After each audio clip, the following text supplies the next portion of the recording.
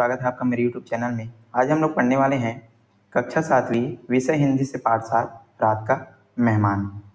तो चलिए पढ़ना शुरू करते हैं, वीडियो शुरू करते हैं। चैनल को सब्सक्राइब कीजिएगा, अपने दोस्तों के साथ जरूर इसको शेयर कीजिएगा। पाठ जो है चंद्रशेखर आज़ाद जी के बारे में, जो आपको सब जानते हैं, क्रांतिकारी चंद्रशेखर आज़ाद। तो जो है कैसे अंग्रेजों को जो है चकमा देते हैं और उनसे बचते हैं, तो इसी के पर ये जो है पाठ बनाया गया है। चलिए पढ़ते हैं पाठ। सन 1920 ईस्वी के शांति आंदोलन के बाद भारतीय क्रांतिकारियों ने 9 अगस्त 1925 की रात को पहला धमाका किया, लखनऊ के निकट काकोरी में। 1920 ईस्वी की क्रांति शांति आंदोलन बाद क्या होता है, 9 अगस्त 1925 की रात को जो क्रांतिकारी जो लोग हैं उन्होंने पहला धमाका कर देते हैं। कहाँ पास? लखनऊ के काकोरी नामक स्थान पर। उन्होंने तत्काल 8 डाउन ट्रेन से जाता हुआ सरकारी खजाना लूट लिया। अब ये क्या करते हैं, ट्रेन से क्या जा रहा था, खजाना जा रहा था, तो उसको जो है लूट लेते हैं। कौन? जो क्रांतिकारी, जो भारतीय क्रांतिकारी रहते हैं, जिसमें चंद्रशेखर आज़ाद उनकी जो टीम है वो इस खजाने को लूट लेती है। इस घटना से ब्रिटिश सरकार कांप उठी। मतलब अब जैसे ही इनका जो खजाना है वो लूट लिया जाता है तो ब्रिटिश सरकार, जो अंग्रेज हैं, वो डर जाते हैं, कांप जाती है। क्रांतिकारियों को पकड़ने के लिए गुप्तचरों को आदेश दिए गए। अब इन जितने भी क्रांतिकारी थे, भारतीय क्रांतिकारी, इनको पकड़ने के लिए गुप्तचर थे, मतलब जो पुलिस वाले थे, गुप्तचर थे, उनको आदेश दिया जाता है कि इनको जो है पकड़ना है, ऐसा करके। गिरफ्तारी हुई, तिल का ताड़ बनाया गया। अब बहुत सारे लोग जो है पकड़ में आ जाते हैं, सबको जो है गिरफ्तार कर लिया जाता है।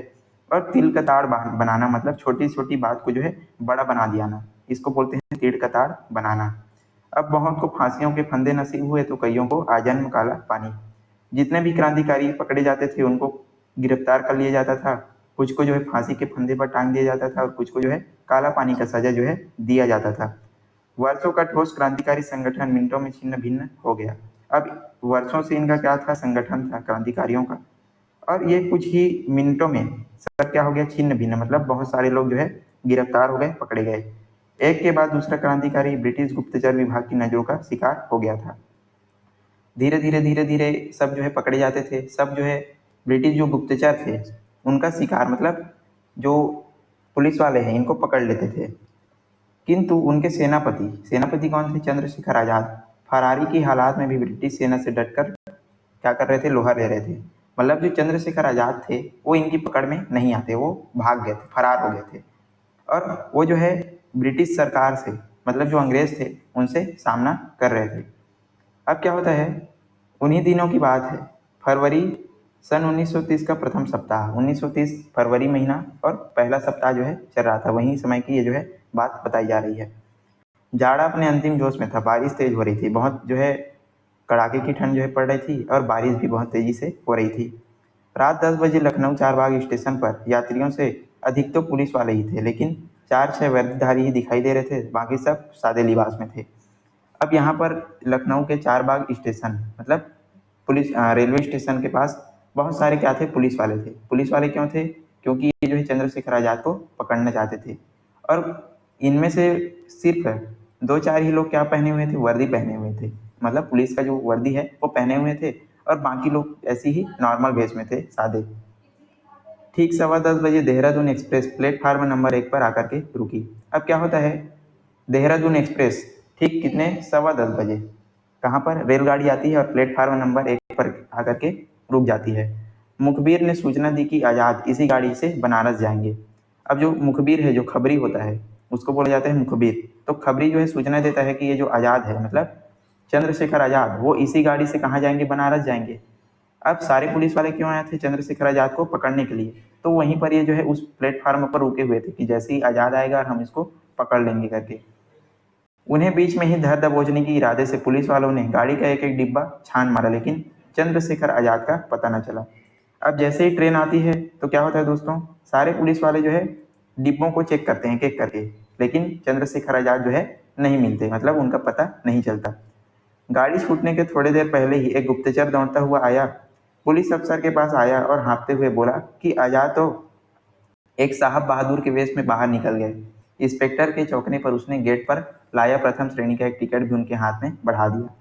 अब क्या होता है, एक जो गाड़ी जैसे ही उस प्लेटफार्म से छूटती है, अब पूरा ये जो है चेक कर लेते हैं पूरे ट्रेन को पुलिस वाले, लेकिन जो चंद्रशेखर आज़ाद है वो इस ट्रेन में नहीं होते, तो पूरा चेक कर लेते हैं। उसके बाद क्या होता है, जैसे ही ट्रेन जो है वहाँ से निकल पड़ता है आगे, तो एक जो गुप्तचर है वो दौड़ते हुए कहाँ आता है, पुलिस अफसर के पास आता है और बोलता है, हाँफते हुए बोलता है कि ये जो आज़ाद है, चंद्रशेखर आज़ाद, वो दूसरा वेश बना करके दूसरे ही जगह निकल गया है, पहले से ही बाहर चला गया ऐसा करके।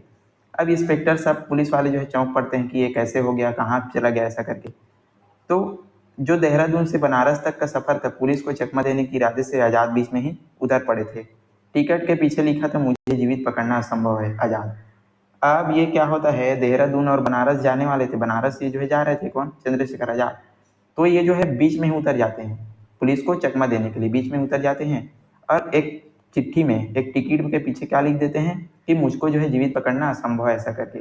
और कौन लिखता है, ये चंद्रशेखर आज़ाद। अब क्या होता है, अब तो अफसर को काटो खून नहीं, फौरन सबको इकट्ठा करके आज़ाद का पीछा करने की ठानी। अब सारे पुलिस वाले क्या हो जाते हैं, एकदम गुस्सा हो जाते हैं कि ये जो है हमको चकमा दे करके भाग गया ऐसा करके।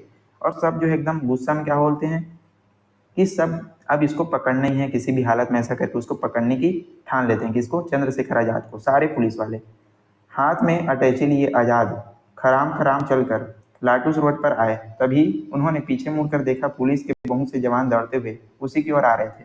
अब ये जो धीरे बच करके धीरे धीरे एक मार्ग पर आ जाते हैं और पीछे मुड़ करके देखते हैं आज़ाद, तो बहुत से पुलिस वाले जो है उनको पकड़ने के लिए पीछे आ रहे थे।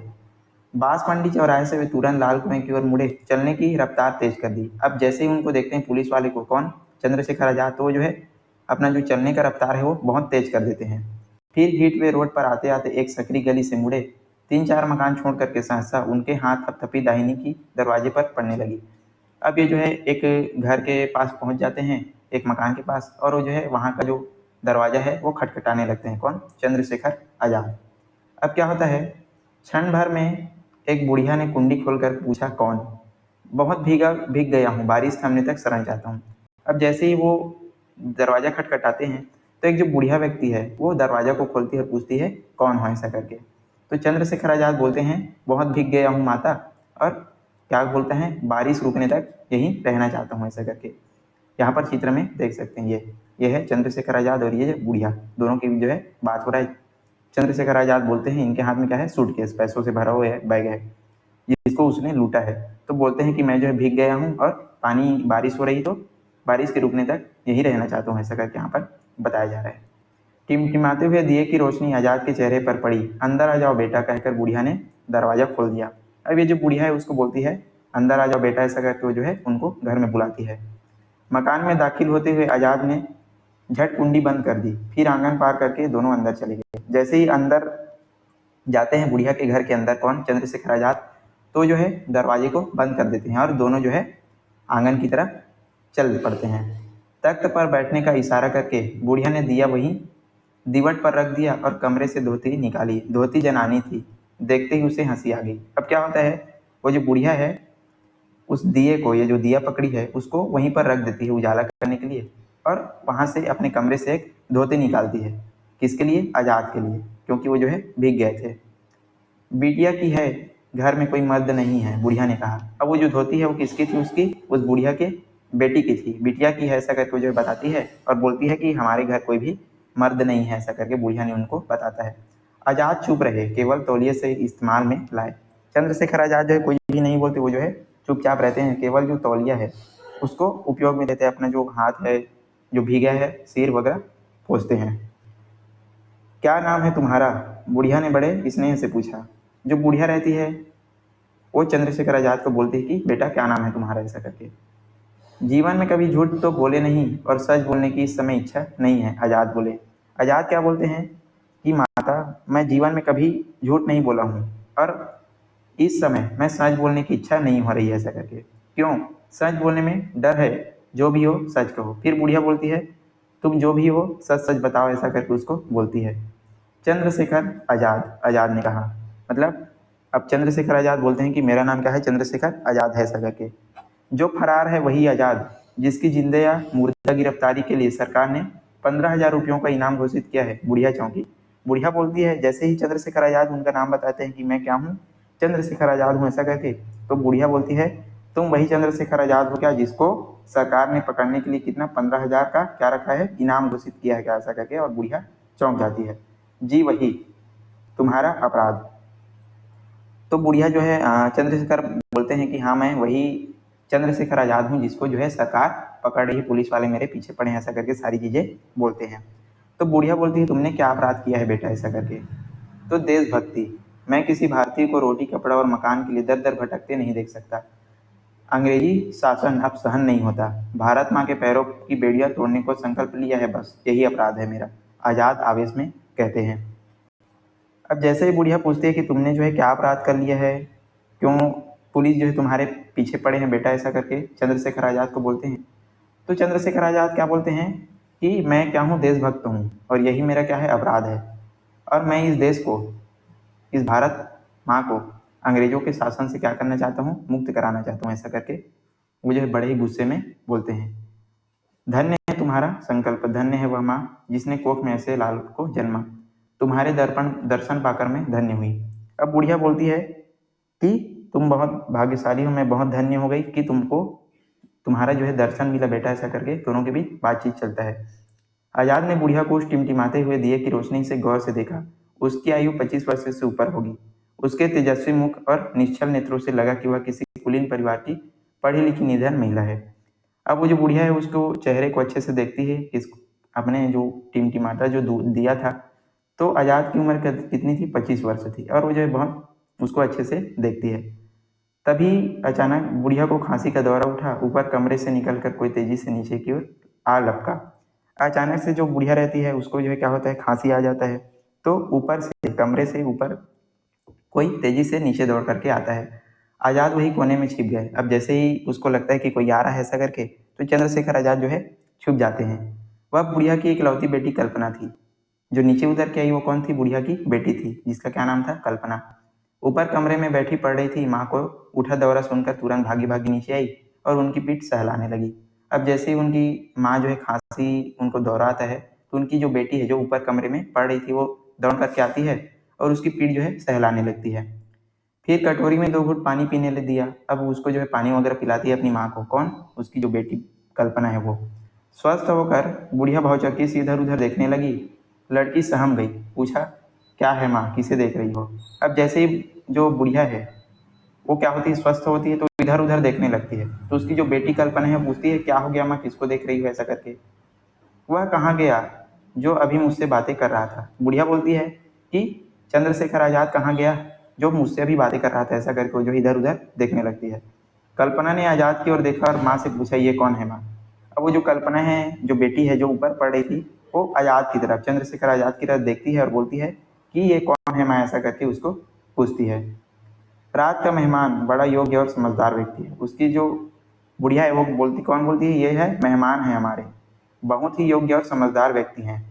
योग्य और समझदार हूँ तभी तो सारे दिन भूखा हूँ, आज़ाद ने सहज भाव से कहा। फिर आज़ाद बोलते हैं कि मुझको क्या है, भूख लगी है, ऐसा करके जो है बोलते हैं। अरे बेटी मैं तो भूल ही गई, इन्हें कुछ खिलाओ पिलाओ, बुढ़िया ने कहा। बुढ़िया अपनी बेटी से कहती है कि आज़ाद, चंद्रशेखर आज़ाद जी को तुम कुछ खिलाओ पिलाओ, मैं तो भूल ही गई, ऐसा करके। एक साफ सुथरी कांसे की थाली में पराठे और दही बूरा लेकर कल्पना आई और उसे वही तिपाही पर रख दिया। हाथ धोकर आज़ाद खाने बैठे। एक एक पराठे के 2-2 कौर बनाए खाने लगे। कल्पना को हंसी आ गई। अब क्या होता है, ये जो कल्पना है बुढ़िया की बेटी, आज़ाद के लिए क्या लाती है, खाना। एक साफ सुथरे थाली में, कांसे की थाली में उनके लिए खाना लाती, पराठे। तो जो आज़ाद है बहुत भूखे थे, तो बहुत जल्दी जल्दी वो जो है खाते हैं, जिसको देख करके जो कल्पना है वो हंस पड़ती है। भूख में ऐसा ही होता है, तुम कभी भूखी रही हो, आज़ाद ने पूछा। तो जैसे ही कल्पना हंसती है तो आज़ाद पूछते हैं कि मेरे को बहुत भूख लगी इसलिए मैंने जल्दी जल्दी खा लिया, ऐसा करके उसको बताती है। हमारे लिए भूखे रहने से कोई नई बात नहीं है, वैसे आधे पेट अक्सर ही रहते हैं, फिर भी रात 12-12 बजे तक पढ़ना। तो कल्पना बोलती है कि मैं जो है रात के 12 बजे तक पढ़ाई करती रहती हूँ, ऐसा करके उसको बताती है, किसको, आज़ाद को। परीक्षा निकट है, किस कक्षा में पढ़ती हो, एमए द्वितीय वर्ष, विषय क्या है तुम्हारा, संस्कृत। तो अब कल्पना और आज़ाद ये दोनों जो है बात करते हैं कि तुम, आज़ाद बोलते हैं कि कौन से कक्षा में पढ़ती हो बहन, ऐसा करके। तो बोलती है कल्पना एमए द्वितीय वर्ष में, ऐसा करके। कौन सा सब्जेक्ट है, संस्कृत करके बताती है। शाबाश, संस्कृत पढ़ती हो तभी तो आधे पेट रहती हो। तो आज़ाद जो है उनको शाबाशी देते हैं, बहुत बढ़िया, अच्छे से पढ़ो, ऐसा करके। खाना खाने के बाद आज़ाद ने 2 लोटा ठंडा जल दिया। कल्पना ऊपर पढ़ने चली गई। बुढ़िया ने बताया कि कल्पना 20 रुपये मासिक की ट्यूशन करती है, उसी से किसी तरह गुजर बसर हो जाते हैं।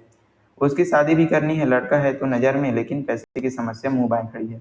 अब क्या होता है, जैसे ही आज़ाद खाना वगैरह खाते हैं तो वो जो है 2 लोटा पानी पीते हैं ठंडा, और जो कल्पना है वो फिर से ऊपर पढ़ने के लिए चली जाती है।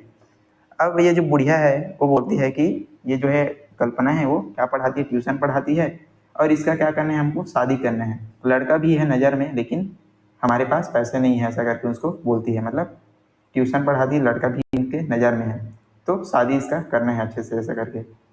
वातावरण में कुछ उदासी सी छा जाती है। अब वातावरण में कुछ उदासी छा जाती है, सब जो है शांत हो जाते हैं। तभी जीपीओ की घड़ी ने टन-टन रात 2 बजे है। आज़ाद ने कहा जाना चाहिए। बुढ़िया कभी कभी मिलते रहने के लिए कहा। अब जैसे ही 2 बजते हैं तो घड़ी का जो टन-टन का जो आवाज़ है, पुराने जो घड़ी आते हैं उसमें बजने लगते हैं। तो जो चंद्रशेखर आज़ाद हैं वो बोलते हैं अब मुझको जाना चाहिए, ऐसा करके। तो जो उनकी बुढ़िया है वो बोलती है कि मिलते रहना बीच बीच में, ऐसा करके। आज़ाद ने फिर आने का वचन दिया और कल्पना को बुलाने के लिए कहा। आज़ाद बोलते हैं कि मैं फिर से आऊँगा, और वो जो कल्पना है उसकी जो बुढ़िया की बेटी उसको बुलाने के लिए बोलते हैं। वह अभी तक पढ़ रही थी, माँ की आवाज़ सुन करके तुरंत नीचे और बोली, बाणभट्ट की कादम्बरी पढ़ रही थी, बड़ा कठिन रचना है। तो जैसे ही बुढ़िया अपने बेटी कल्पना को बुलाती है वो फिर से नीचे आ जाती है और बोलती है कि मैं जो है बाणभट्ट की कादम्बरी पढ़ रही थी, बहुत ही कठिन है, ऐसा करके। संसार में कोई काम कठिन नहीं, मन लगाकर पढ़ो और प्रथम श्रेणी लाओ, यही मेरा आशीर्वाद है, आज़ाद ने कहा। अब ये क्या होता है, जैसे ही कल्पना, ये देख सकते हैं कल्पना नीचे आती है तो आज़ाद क्या बोलते हैं कि कोई भी काम कठिन नहीं है, मन लगा के पढ़ाई करना और प्रथम श्रेणी लाना, ऐसा आज़ाद ने उनको बोला। आप सबके आशीर्वाद से प्रसन्न तो सदा आई हूँ, इस बार भी आ सकती हूँ। तो जो कल्पना है वो बोलती है कि मैं हर बार प्रथम आई हूँ और इस बार भी मैं प्रथम आऊँगी करके। अच्छा, तो ये लो अपने प्रथम आने के इनाम, कहकर आज़ाद ने ब्रीफकेस कल्पना के हाथों में थमा दिया और वे बुढ़िया को प्रणाम कर तुरंत वहाँ से चल दिए। तो आज़ाद क्या करते हैं, जैसे ही कल्पना नीचे आती है तो उसको ये जो सूटकेस है वो उसके हाथों में दे देते हैं और उस बुढ़िया को प्रणाम करके वहाँ से तुरंत निकल पड़ते हैं। कल्पना ने ब्रीफकेस खोला, उसमें भरे थे सैकड़ों रुपए के नोट, शायद कल्पना के विवाह के लिए। अब इस जो बैग था उसमें क्या भरा हुआ था, बहुत सारे पैसे भरे हुए थे, और जो आज़ाद हैं वो सारे पैसे किसको, कल्पना को दे देते हैं। रुपए लेकर वृद्धा दरवाजे की ओर झपटी, आज़ाद जा चुके थे, बारिश ने और भी भयंकर रूप धारण कर लिया था। अब जैसे ही देखते हैं कि इसमें बहुत सारे क्या है, पैसे हैं, ऐसा करके, तो जो बुढ़िया है वो तुरंत बाहर निकलती है, लेकिन तब तक जो चंद्रशेखर आज़ाद हैं वो बाहर भग चुके थे, वो जो है निकल चुके थे। अंधेरी में ताकती वृद्धा न जाने क्या सोच रही थी। अब ये जो है पैसे को दे करके वहाँ से निकल गए थे, और जो बुढ़िया है वो सोचती ही रह गई। तो ये था दोस्तों आज का हमारा पार्ट, रात का मेहमान। आई होप आपको वीडियो जो है बहुत अच्छे तरीके से समझ आया होगा। यदि वीडियो पसंद आए तो लाइक कीजिएगा, चैनल पर नए हैं तो जरूर इसको सब्सक्राइब कीजिएगा, अपने दोस्तों के साथ भी इसको शेयर कीजिएगा। और यदि आप इसका प्रश्न उत्तर चाहते हैं तो मुझको बता सकते हैं, ताकि मैं आपके लिए बहुत ही आसान तरीके से इसका प्रश्न उत्तर लाऊं। और ज़्यादा से ज़्यादा इस वीडियो को शेयर करना है, मैं बार बार बोल रहा हूँ, जितना ज़्यादा हो सके इसको शेयर कीजिए। चलिए आज के लिए बस इतना ही, मिलते हैं इसी प्रकार के अन्य वीडियो के साथ, तब तक के लिए पढ़ते रहिएगा। धन्यवाद।